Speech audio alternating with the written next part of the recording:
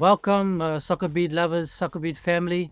We got a special guest here with us. But before I introduce him to you guys, please, you have to like and subscribe to SoccerBeat.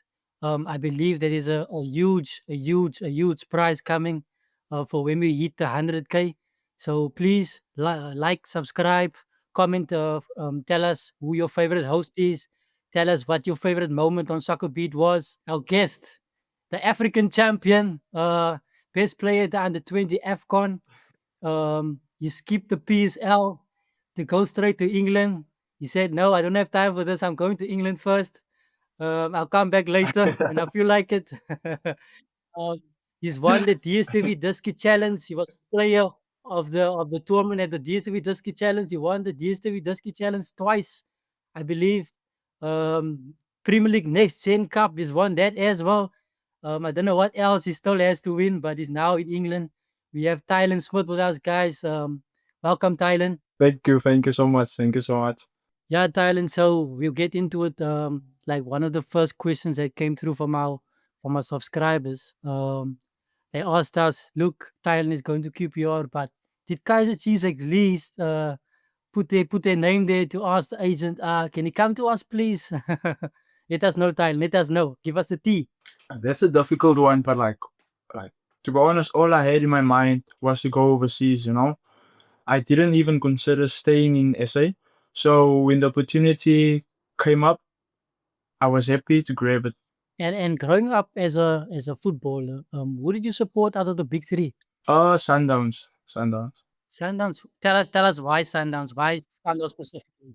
Why Sundowns? I've studied Grant Kekana, you know, and I just loved like how Sundowns play the game, and that's why I supported Sundowns, it was the style of play. It's just like nice to see.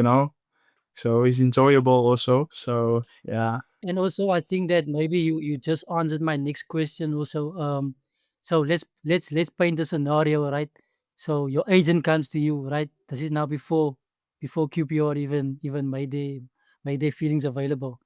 Your agent says, look at Thailand, Kaizer Chiefs, they keep phoning. Pirates, they also there, they showing their interest. Sundowns say, hey, you can play with Grant Kekana, you must come. Would you choose? To be honest, no, because like I said, all I had in my mind was to go overseas, and I was waiting for opportunity like this, and that's why I said like I grabbed it, and I was happy. So all I had on my mind was to go overseas. And what do you think that maybe you playing for one of the big three? So you obviously have aspirations of playing in the Bafana team, right? Um, Playing maybe for Pirates or playing for Chiefs. Do you think you have a better chance of getting into the national team? Sometimes it's like difficult, when you no matter which team you play in the PSL.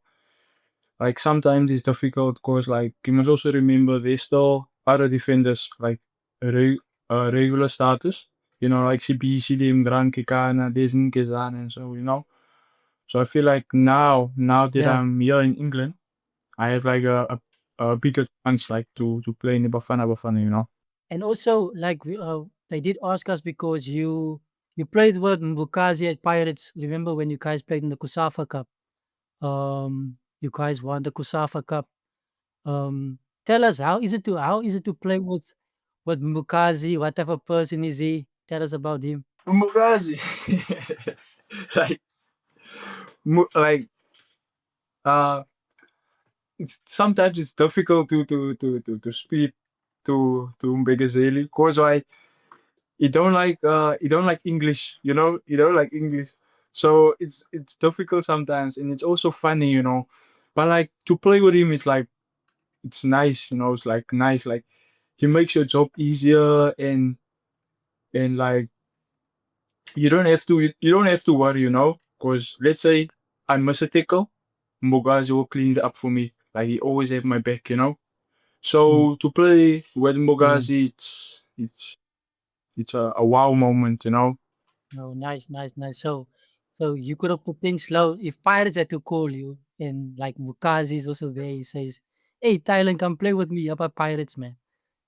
And I mean, they could have said like, okay, you could be CPC's understudy, and obviously CPC is gonna get older. Then you could play with Mbokazi. Imagine, I mean, that combination, you and Mbokazi at Pirates, yo, that would be unstoppable, bruh. Yeah, like you said, like, it will be unstoppable, but like, but still, like, in my mind was overseas, you know. So I didn't like see myself playing the PSL. You know, I feel like my talent was beyond PSL. You know, that's why I said like overseas, like on my mind. So yeah. Yeah, and moving to the FCON, tell me, how was it to play knowing that basically the whole world was watching you guys, scouts and all that? How was that feeling? It was a bit nerve wracking, you know, because every single player thinks that let's say like the whole South Africa is watching, you know, and sometimes we as players like is scared to make a mistake because otherwise the whole of South Africa will see that mistake, you know. But it's part of football, you know. But for me, it was nice, you know, because yeah, we lost our first game against uh um Egypt, but like there was still a lot of support, you know, like on social media and stuff. So that like just gave us like more uh motivation, you know, to keep on pushing and to keep on going, you know. So yeah, it was nice. It was nice. After that first game, you guys obviously lost, but in my opinion, your best game was actually the first game. But also, that was also a crucial moment for you guys because I think that the coach slightly changed your tactics. I don't know if I'm right in saying that. Um, I don't, I don't think like the coach like changed everything, you know. But like, I think the the thing that that motivated us was like I remember Tiwani Asheko Tiwani said like, guys, after the game, guys, we can't do this. They don't know South Africa football, and that was true, you know. Like they don't know South Africa football, so in that like that gave us like motivation, you know, to go harder and stuff, you know. But like coach didn't like change the plans, you know. But we just had to like work harder, you know, taking game for game, and yeah. Yeah, and also, you obviously won the player of the tournament at the AFCON under 20. Do you know that you actually the first South African player to win the AFCON under 20 sort of award? Yeah, I do know it. I do know it, you know, because like I read on I think on Facebook something it was about me, and then I saw the post there. I'm the first South African player for that won the uh player of the tournament in the AFCON. So yeah. And also, he's also the first group to win it as well.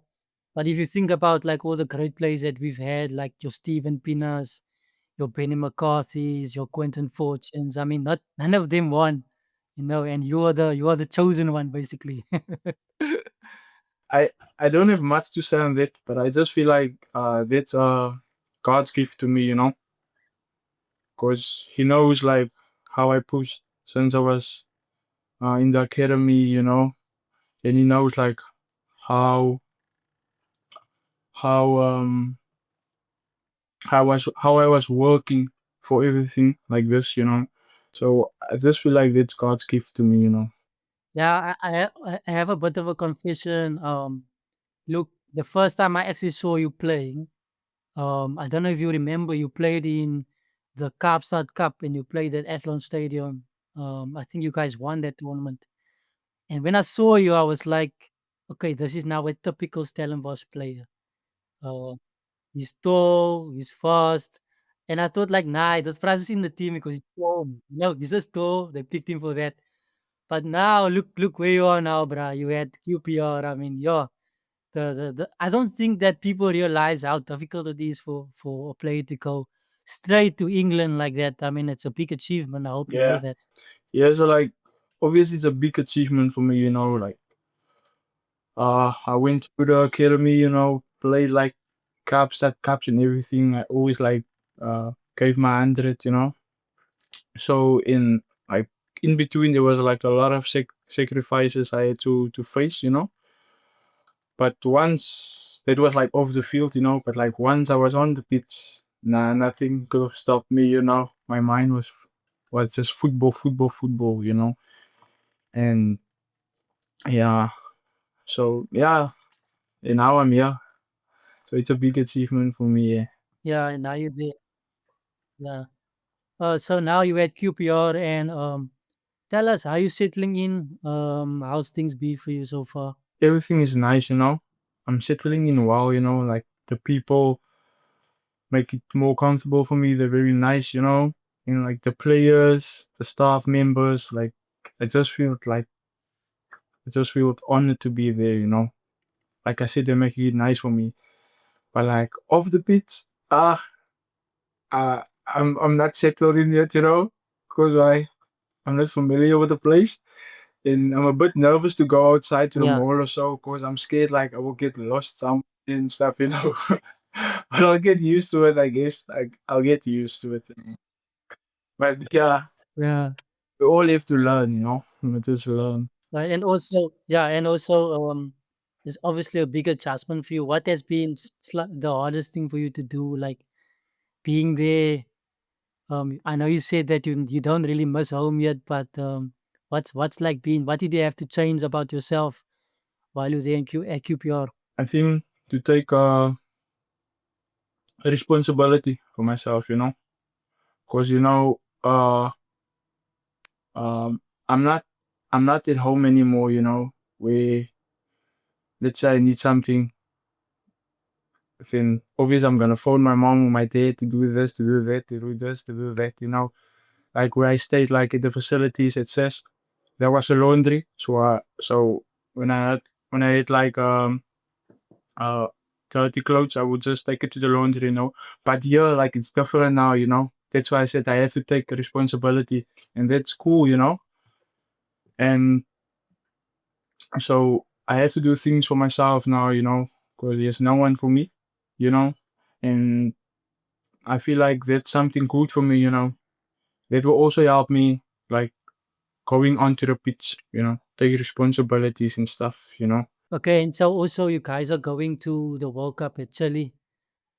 Yeah, you're probably excited. How excited are you about going to Chile, playing at the World Cup? Like for me, just to hear the word World Cup, it says a lot. Like I'm super excited. Like I'm super excited. I won't lie. And also, this one of the criticisms that I heard is like that you guys, for me, you guys didn't, but they said that some people saying that you guys played a little bit defensive at the FCON. Do you think that you guys will change your style of play because you're playing against European and South American opposition?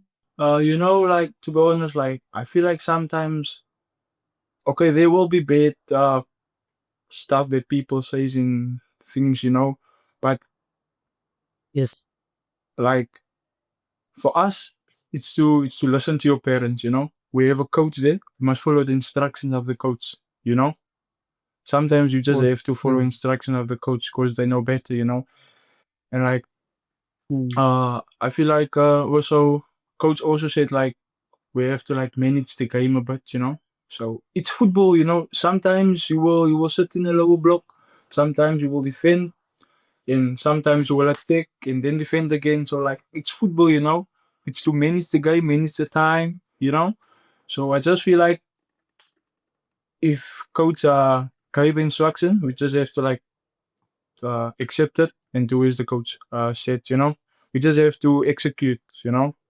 Yeah, and playing against those teams there, do you think you guys will be able to compete with them? Do you think you can at least, um, go toe to toe with some of the Europeans or the South Americans or some of the Asians that's going to be at that tournament? You're going to take them on, beat them, or what? What did you do? We will beat them. We will beat them. Like I believe, you know, I believe we will. But like to be fair enough, also like it will be hard. It will be tough, you know. It will be tough. Cause one thing about European players is that they're very physical, their physique. And players as players in South Africa, we're not that much we don't have physique, we don't have physique. But like when it comes to ball play, feet and stuff, we're good in that. So I feel like that will be a challenge for us, the physique. But I also feel like we can take them on and we can win them, because like in the AFCON we played against Congo. Congo eras because they have like big players, physical players and stuff, But that didn't stop us. So and we won the game. So I feel like we have a good chance of winning that cup, winning the World Cup, and winning with those teams. I'm glad to hear that you still have the belief from the AFCON. Let's go back to that moment where in the semi-final, another crucial moment where you scored the winning goal. What I call is the Sergio Ramos moment. When Sergio Ramos played for Real Madrid, whenever the team needs a goal, he just goes to the front and do his thing. That was similar to what you did. Take us through that moment. What went through your mind? What did you decide? Tell us. So after scoring the goal, I ran to the corner flag. Like that, like that moment was just like mind blowing. Like I don't have words for it, but like it was just like mind blowing. For me, like just to think of it, like I'm taking my team to the final. You know, I'm taking my team to the final. I'm scoring in the semi-final, and I had like I set up like a big performance also in the game. So for me it was just like mind blowing. Like I said. So yeah. The one thing that surprised me about you in that tournament particularly was I didn't realize how fast you were, bro. Like okay, because we were watching most of the games on YouTube, right? So and like I'm used to watching you live, on the field, man. But like, on the TV, it was like this price was fast, you. Yarr. so so where I got the speech from is like in primary school before football. I did athletics. So I was a 100 meter sprinter. Grade one, grade two, grade three, and grade four. And after grade four, I stopped. So I had Boland in VP, and then I stopped, and then I started with football. So yeah. Wow, bro. Wow, wow, wow, wow. What a story. What a story. Okay, before we end, we're just gonna play a little game quickly. The game's called One Must Go. One Must Go, right? One Must Go. Okay. We've got Grant Kekana, right? And CBC. One Must Go. uh, the BC must go.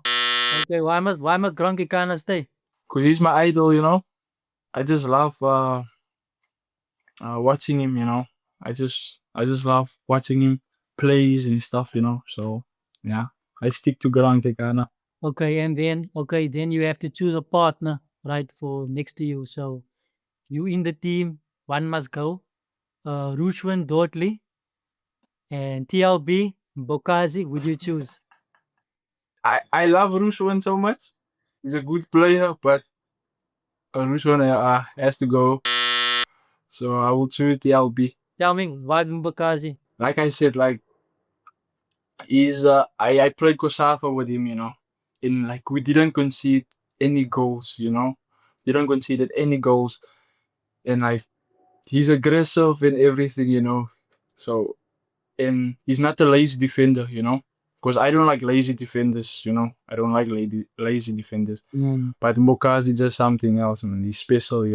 Yeah, yeah, yeah, yeah. Look, I'm thinking about the squad now, and I'm thinking, hey, Coach Raymond has got a hard job because we got Siabonga Mabena ready now.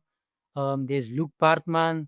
Then there's Mbokazi as well. So the team it's gonna be really hard. What do you think? I, to be honest, I'm going with you. I'm going with you. It's gonna be tough for coach. It's gonna be tough for coach. Because like some players like they played in the AFCON, like set up like a massive tournament. They played like a big role in the tournament. Some qualities. And like for now, new players that's gonna join, it's gonna be tough for the coach to make a decision, you know. But it's gonna be tough. I know that it's gonna be tough. Yeah. But Tylon, thanks for joining us, man. Thanks for joining us. Thank you for making some time to speak to us. That's all for now, guys. Please don't forget to like and subscribe. Comment. Let us know what you like about this interview. Let us know who do you think we should be interviewing. Tell us who's your favorite host. I hope it's me now.